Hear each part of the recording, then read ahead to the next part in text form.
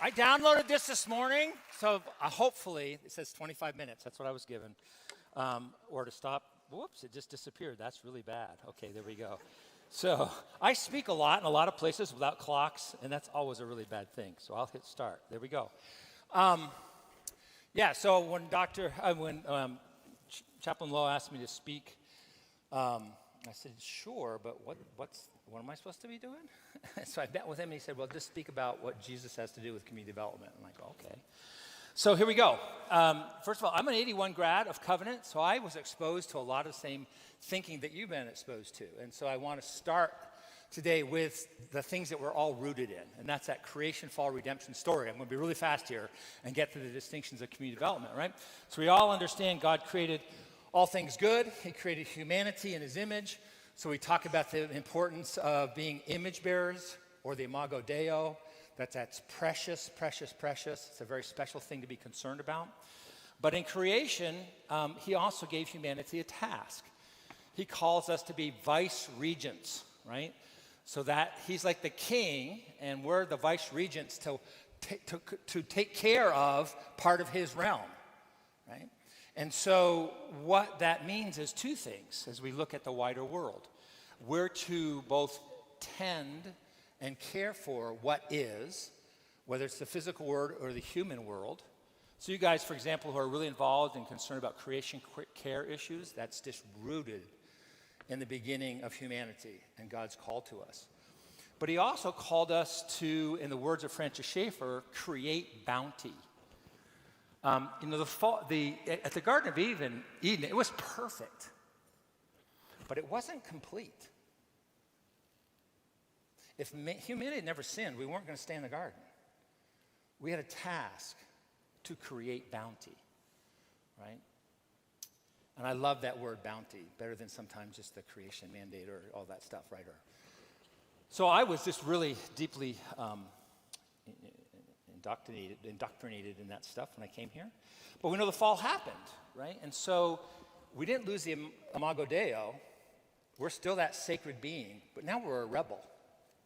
In the words of my mentor at Food for the Hungry, where I worked for many years, we're God's sacred rebel.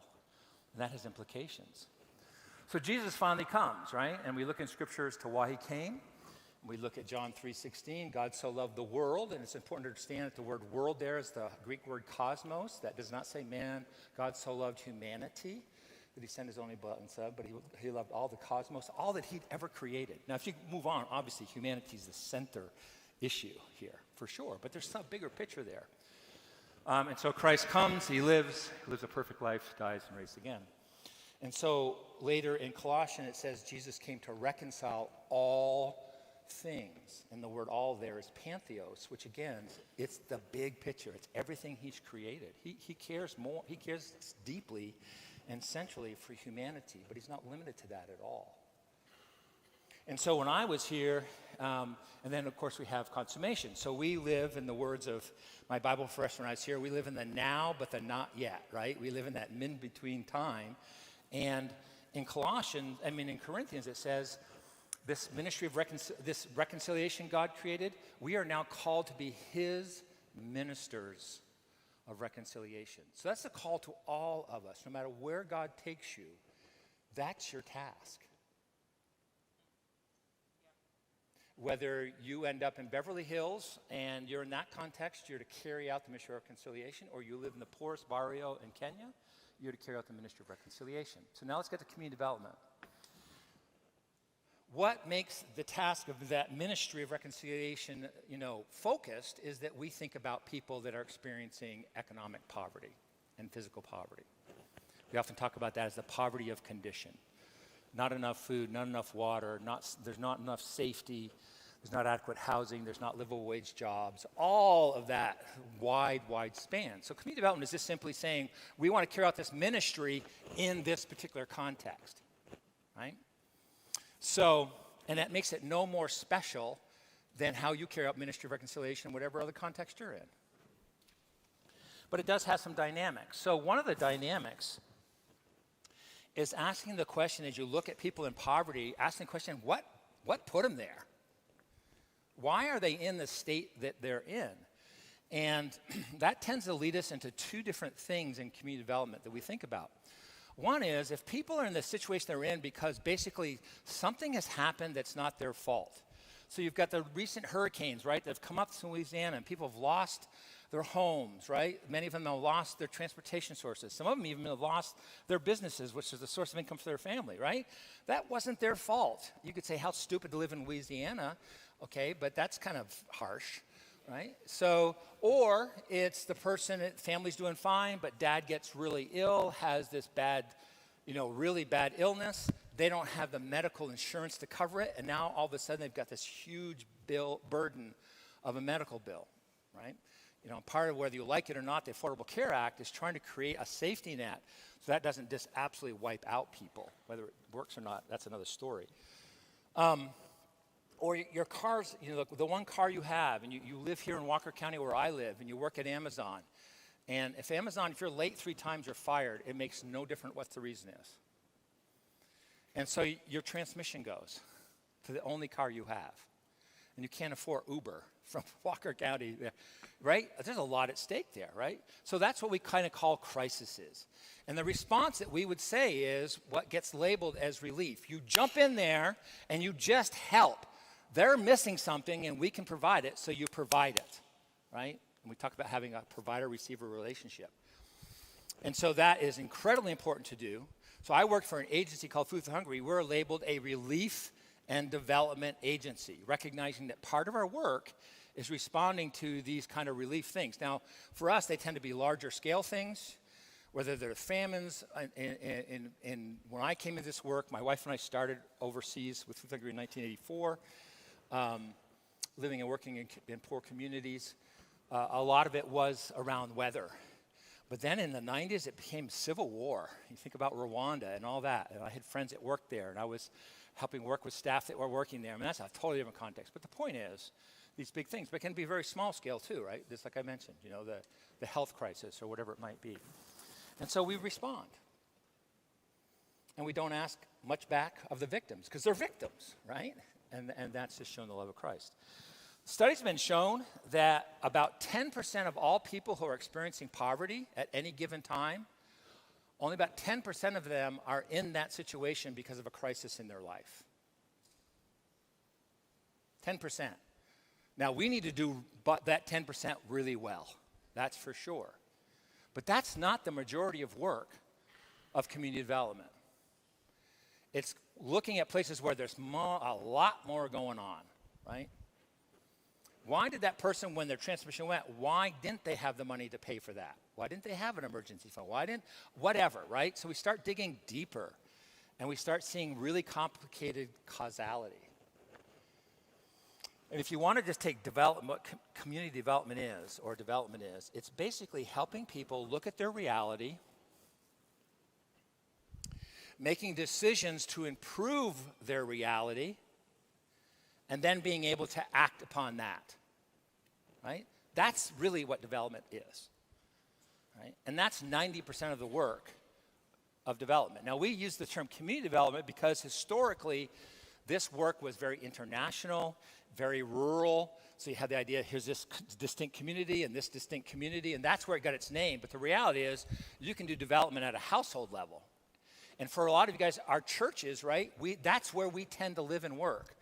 We as churches, evangelical churches, aren't really thinking and on the front lines typically, not that we shouldn't be, but we're not typically on the lines of thinking about the whole community and be involved in that. But we're really concerned about that person who comes to us and says, I can't pay my electric bill, help.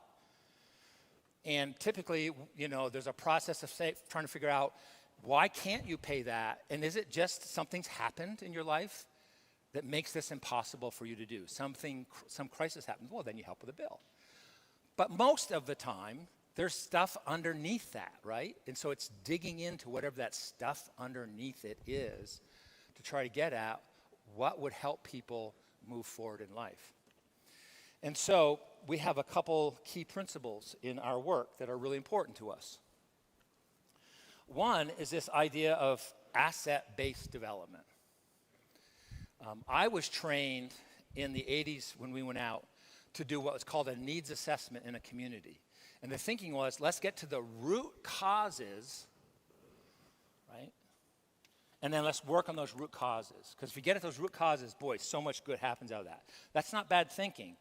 But what it led us to, unintentionally, was seeing people as almost helpless and without.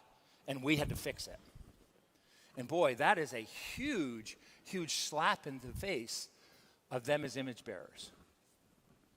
So a big part of our work is asking the question, as we go about working with people, looking at their lives and trying to stand with them in that, how are we not just overcoming the poverty of condition, the lack of clean water, but also how are we helping them see who they are and understand and experience what it means to be a sacred person, made in the image of God, precious and special to him. And at the same time, we also have another task, and that goes back to this idea of being vice regents and being stewards of creation, both attending and caring and creating bounty. Ultimately, that's up to people themselves to do that for themselves and their families and their communities. That's not my job, right? That's their calling. That's their vocation. Dr. Fickett in our first class theology of theology of community development, I think that's what it's called. We have long, stupid names for our courses, and none of us know what they are. We just know our numbers, 210, right? You hang around, you can tell a community development major, because they only know numbers. Take 210 yet? Take 300 yet? Take whatever. And he would say that, we are called primarily to provide through our work, right? We have a task to do. So again, AssetBased says, hey, you have capabilities. You have experience. You have knowledge. Yes, you're in poverty, but if you had no knowledge, you'd be dead. You've got a survival strategy, and some of that's really, really good for your context, but maybe there's some things in it that could be improved to move out of that a little bit, and whatever that might be. So you begin this whole conversation and this interaction, and there's tools for this, and there's pathways for this, and I don't have time, and it's not my task today to try to do the whole major in 25 minutes, right? But it is, the neat thing about community development is we aren't on the cutting edge of anything. We've been doing this work now for a good 40 years. And we kind of know what works and what doesn't. Yeah, you come up with some new terminology and a new tool here and there and a tweak here and there, but we're not working out of ignorance, that's for sure. Some of you may be familiar with the fact that Dr. Fickett and I, now it's been quite a while, about 11 years ago, we wrote a book called When Helping Hurts. And everybody, oh! And one of my comments to everybody is, there's not an original idea in that book. I mean, there's nothing in there that's new. It was new to the church because that's who we wrote it for. We wrote it for the American church to consider some things. And so very limited in its scope, and very much so, like, this is not the new answer. This is not the new paradigm. This is just good practice. Anyhow, so we think a lot about being asset-based. So if you're going to go into and work with a family, a household, or you're going to work with a community, one of the things you want to do is spend some time identifying what those assets might be, and then asking the question, how can they be mobilized? How can they be put into action? And again, we have tons of tools and pathways for this particular thing, very much whether it's the individual or whether it's a group of people, a community of some sorts. I think a second principle that's so connected to this is the idea of the importance of people participating in their own lives, right? The first book I ever read on community development, I was in the back of a pickup truck in Mexico, and I read this book called 2 Ears of Corn, A People-Centered Approach to Agricultural Development. And he did a great job of laying out the dangers of doing for people and giving to people, and the inherent dangers of that. And so he said, this is about walking with people. And some of you guys, if you hang around community development majors, they have a book called Walking with the Poor by Bryant Myers, who wrote that in the late 90s. He was from World Vision. And it's very much that, walking alongside people to say, what is going on here? What is your reality? And what do you want to do about it? And it's up to you. I can guarantee you, okay, this is going to, I step on toes, sometimes accidentally, sometimes incredibly purposefully. This is really purposeful. Your generation loves community gardens. By the way, mine did too when I was in my 20s. and we had Mother Earth News and all that stuff. We thought, oh, that's everything. Most communities that are poor in the world aren't thinking the key solution to our problems are community gardens. They're thinking, how do we have safety? How do we have livable wage jobs? How do we have affordable housing? How do we make sure our education works for our kids? They got a long list. It is totally inappropriate for us to walk in and put it in a community garden because we like it. And it's really easy, by the way. And there's good things that can come out of that. There is. But whose priority? So just in class the other day, in the Community Development 310 class, right, that you're in, we talked about this guy named Robert Chambers, and he was writing in the early 90s, and he was really a revolutionary figure, said, whose reality counts? Whose reality really counts in this? And he has all these reversals, and one of the key ones is their view of reality and their desires count more than yours for them. That doesn't mean they're perfect. When I first went overseas, I was a bit of a Marxist coming out of Covenant. Because we were going to go to Latin America, and at that time, liberation theology was a very important thing. And it was doing a lot of good. And so I had this kind of naive, high view of the poor. Almost like Rousseau's Noble Savage. But you know what happened to me? I started working with poor people in the Dominican Republic. It only took me about 3 weeks to realize I have the solution that'll solve poverty in the entire Dominican Republic, and it's so easy. Just kill all the men. Because I was looking at them and what their actions were and how bad it was for their women and kids. Well, that's probably not the right solution, right? So I quickly got tempered that these aren't noble savages. They're fallen beings just like I am. They're rebels just like I am, but they are sacred. So this work gets really messy really fast, right? When you're hearing they want to do this, and some of that's really good, but we have a right to speak into that and say, well, maybe consider this. But it's not our job to redirect their lives. Guys, that's really hard. I'll try to give a quick story. So we ended up in southern Mexico working in some really small mountain communities. And in one of these communities, we inherited a little feeding program. And after a period of time, I realized calories weren't really the issue here. They were getting beans and rice. They were getting enough calories and protein. They weren't getting a balanced diet. So we made some switches anyhow, and we focused more on fruits and veggies, which is really funny because my wife's a vegan trying to get me to be one, and I can't stand it. But I was trying to make these kids eat fruits and veggies, so God has a real good sense of humor. But anyhow, part of it is we would ask people in the community to come once a month to help prepare the lunches for these kids. Boy, we had a hard time getting people to do that. We had a core of really faithful people that would do this multiple times a month, which showed they really want this. So finally, kind of a light went off, and I went to them and said, how do we fix this? And they had a solution. They said, no problem. Here's what you do.